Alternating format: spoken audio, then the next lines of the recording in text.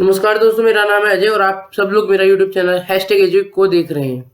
उम्मीद करता हूं कि आपको मेरी वीडियो अच्छी लगती होंगी और आप उनको लाइक और सब्सक्राइब करते होंगे।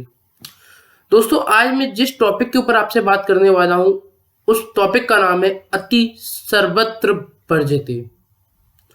मैंने कुछ दिन पहले एक जगह पे कुछ बात पढ़ी, मुझे लगा कि उसके ऊपर मुझे आपसे शेयर करना चाहिए, मेरे को एक वीडियो बनानी चाहिए, इसलिए मैं आज ये अपनी वीडियो लेके आप लोगों के समक्ष आया हूँ। उम्मीद करता हूँ कि आपको यह वीडियो बहुत अच्छी लगेगी।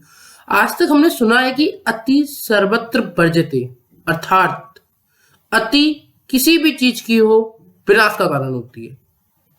अति सर्वत्र वर्ज्यते। तो आइए जानते हैं कि मैंने क्या पढ़ा और क्या मैं आपको समझा सकता हूँ। कोशिश करूंगा, अच्छी लगे तो प्लीज वीडियो को लाइक और चैनल को सब्सक्राइब कर दीजिएगा। धन्यवाद। तो अब शुरू करते हैं आज का प्रसंग। अति कभी ना करना प्यारे, इति तेरी हो जाएगी और बिन पंखों के पंछी जैसी गति तेरी हो जाएगी। अति कभी ना करना प्यारे, इति तेरी हो जाएगी और बिन पंखों के पंछी जैसी गति तेरी हो जाएगी। जब तक एक पक्षी आसमान में उड़ता रहता है, अपने पंखों के द्वारा उड़ता रहता है, उसे लगता है ये दुनिया कितनी छोटी है, देखो मैं कितनी आसानी से पार कर लेता हूँ। लेकिन यदि उस पक्षी के पंख काट दिए जाए या किसी कारणवश उस पक्षी के पंख टूट जाए और वो उड़ने में असमर्थ हो जाए तो दोस्तों वो जब गिरता है जमीन के ऊपर तो उसके लिए एक एक कदम बढ़ाना बहुत मुश्किल होता है और फिर वो यही सोचता है कि इस दुनिया को तो मैं इतना छोटा समझता था, लेकिन ये दुनिया कितनी बड़ी है। जब तक जिस पे जो नहीं बीतता उसको वो चीज छोटी ही लगती है। इसलिए मैं आज जो कह रहा हूँ अपनी बात को आगे बढ़ाता हूँ। अति कभी ना करना प्यारे, इति तेरी हो जाएगी और बिन पंखों के पंछी जैसी गति तेरी हो जाएगी और बिन पंखों के पंछी जैसी गति तेरी हो जाएगी। आइए जानते किस किस का अति के कारण विनाश हुआ। अति सुंदर थी सीता मैया, जिसके कारण हरण हुआ। अति सुंदर थी सीता मैया, जिसके कारण हरण हुआ। अति घमंडी था वो रावण, जिसके कारण मरण हुआ। अति सदा वर्जित है बंदे, क्षति तेरी हो जाएगी और बिन पंखों के पंछी जैसी गति तेरी हो जाएगी और बिन पंखों के पंछी जैसी गति तेरी हो जाएगी। अति सुंदर थी सीता मैया, जिसके कारण हरण हुआ। अति घमंडी था वो रावण, जिसके कारण मरण हुआ। रावण हनुमान जी महाराज लंका दहन करके आ गए। उसका अंगद गए, उन्होंने भी समझाया, हनुमान जी महाराज ने समझाया, अंगद ने समझाया, इवन विभीषण जी ने भी समझाया। तो रावण ने उनको लात से धक्का देके अपने महल से बाहर निकाल दिया, उनका अपमान किया। उसके बाद खुद कुंभकर्ण जो कि उनके भाई थे, जब उनको उठाया तो उन्होंने बोला कि भैया साक्षात जगदम्बा का रूप है सीता मैया, वो आपका विनाश हो जाएगा। रावण नहीं समझा। उसके बाद कुंभकर्ण मारे गया। उसके बाद मेघनाथ जो थे उसको युद्ध में भेजा। मेघनाथ ने 3 बार युद्ध किया और आखिरी में जब वो मरने वाला था उससे पहले एक बार आया रावण को समझाने कि पिताजी जो राम है वो कोई साधारण व्यक्ति नहीं है, वो नारायण है, आप समझिए और उनके पास अपनी गलती को सुधार के जाइए, वो आपको माफ कर देंगे। लेकिन रावण नहीं समझा। उसके बाद जब रावण खुद युद्ध में गया और मारा गया तो आखिरी में भी उसने वही बोला जो उसने पूरी जिंदगी भर नहीं बोला। उसने मरते समय बोला कि जय श्री राम उसने बोला। लेकिन उसने लाइफ टाइम कभी नहीं बोला, क्योंकि घमंड था उसे कि देखो मुझसे बड़ा वीर कौन हो सकता है। लेकिन मारा गया, इसी कारण मारा गया क्योंकि उसे घमंड था, और घमंड ही नहीं अति घमंड था। इसलिए ये पंक्ति है, अति सुंदर थी सीता मैया, जिसके कारण हरण हुआ। अति घमंडी था वो रावण, जिसके कारण मरण हुआ। अति सदा वर्जित है बंदे, क्षति तेरी हो जाएगी, अति सदा वर्जित है बंदे, क्षति तेरी हो जाएगी, और बिन पंखों के पंछी जैसी गति तेरी हो जाएगी, और बिन पंखों के पंछी जैसी गति तेरी हो जाएगी। दूसरा प्रसंग है अति के कारण। अति बचन बोली पांचाली, महाभारत का युद्ध हुआ। अति बचन बोली पांचाली, महाभारत का युद्ध हुआ। अति दान देकर ही राजा बलि भी बंधन युक्त हुआ। अति दान देकर ही राजा बलि भी बंधन युक्त हुआ। अति विश्वास कभी ना करना, अति विश्वास कभी ना करना, मति तेरी फिर जाएगी, और बिन पंखों के पंछी जैसी गति तेरी हो जाएगी, और बिन पंखों के पंछी जैसी गति तेरी हो जाएगी। आइए इसको समझे। अति बचन बोली पांचाली, जिसके कारण महाभारत का युद्ध हुआ। जो महाभारत के युद्ध का जो प्रमुख कारण था वो थे एक बोल जो कि द्रौपदी ने दुर्योधन से बोले थे। जब पांडवों ने दुर्योधन को घर में बुलाया, उस समय पर कुछ पांडवों ने अपना महल को कुछ इस तरीके से निर्माण किया था कि जहां पानी होता था वहां पे उन्हें सूखी सतह दिखती थी, और जहां सूखी सतह होती थी वहां पानी दिखता था। इसी भ्रम के कारण या इस बात को नहीं समझ पाने के कारण जो दुर्योधन था वो पानी में गिर गया था, और जब पानी में गिरा और वहीं से द्रौपदी का जाना हुआ, और जब द्रौपदी ने ये देखा तो उसने बोला कि जिसका बाप अंधा उसका बेटा भी अंधा। बस यही बात, सिर्फ यही बात दुर्योधन को इतनी बुरी लगी कि उसने दिल में ठान लिया कि मैं अब इनको इसका पश्चाताप कराऊंगा। और यही बात थी कि वो दुर्योधन मरते मर गया, लेकिन उसके मन से ये बात कभी नहीं निकल पाई कि द्रौपदी ने उसे क्या बोला था। और यही कारण बना महाभारत के युद्ध का, यही कारण बना महाभारत की लड़ाई का, क्योंकि अति सदा वर्जित है। अति बचन बोली पांचाली, जिसके कारण महाभारत का युद्ध हुआ। और अति दान देकर भी राजा बलि बंधन युक्त हुआ। जब वामन देवता राजा बलि के पास आए तो राजा बलि ने सोचा कि मुझसे बड़ा कोई दानवीर नहीं है। उनके गुरु ने, शुक्राचार्य ने उन्हें समझाया कि भैया ये नारायण है, इनकी बातों में मत आओ, इन्हें दान मत दो।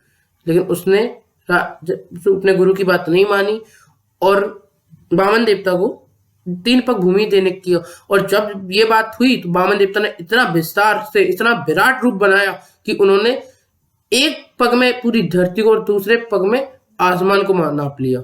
और जब तीसरा पग धरने की बारी आई तो उन्होंने बोला कहाँ रखूं, तो राजा बलि ने बोला कि मेरे सिर पे रख दीजिए। और जब उन्होंने स्पर्श किया, जब वामन देवता ने अपने चरण का स्पर्श कराया, तब वो खुश हुए। और उसके बाद राजा बलि को उन्होंने यह वरदान दिया कि तुम सुतरलोक के राजा बनोगे और मैं रोज तुम्हारे को दर्शन देने आया करूंगा। तो ये राजा बलि ने जो अति किया, ये तो वामन देवता थे, यदि कोई और होता तो भैया राजा बलि मारे जाते। इसीलिए अति दान देकर भी राजा बलि बंधन युक्त हुआ। अति विश्वास कभी ना करना, अति विश्वास कभी ना करना, मति तेरी फिर जाएगी, और बिन पंखों के पंछी जैसी गति तेरी हो जाएगी, और बिन पंखों के पंछी जैसी गति तेरी हो जाएगी। अर्थात जब हम जिस पे विश्वास करते हैं और आंख बंद करके विश्वास करते हैं, वही इंसान हमें धोखा देता है। क्यों? क्योंकि जब हम उस पर विश्वास कर रहे होते हैं, जब हम उस पर विश्वास करते हैं तो हमारी मति फिर जाती है। हम अपने दिमाग से खुद सोच समझ के निर्णय नहीं लेते, हमको सब कुछ वही दिखाई देने लगता है कि हाँ भाई जो तू कह रहा है वही सही है, हम तो गलत है, हम गलत हैं, केवल तू ही सही है। इसलिए हमारी मति फिर जाती है। इसीलिए इसकी जो आगे लाइन है वो ये है कि अति बचन बोली पांचाली, महाभारत का युद्ध हुआ। अति दान देकर भी राजा बलि बंधन युक्त हुआ। अति विश्वास कभी ना करना, मति तेरी फिर जाएगी, और बिन पंखों के पंछी जैसी गति तेरी हो जाएगी, और बिन पंखों के पंछी जैसी गति तेरी हो जाएगी। इसके आगे की लाइन भी बहुत अच्छी है, आइए सुन उसको भी और समझने का प्रयास करते हैं।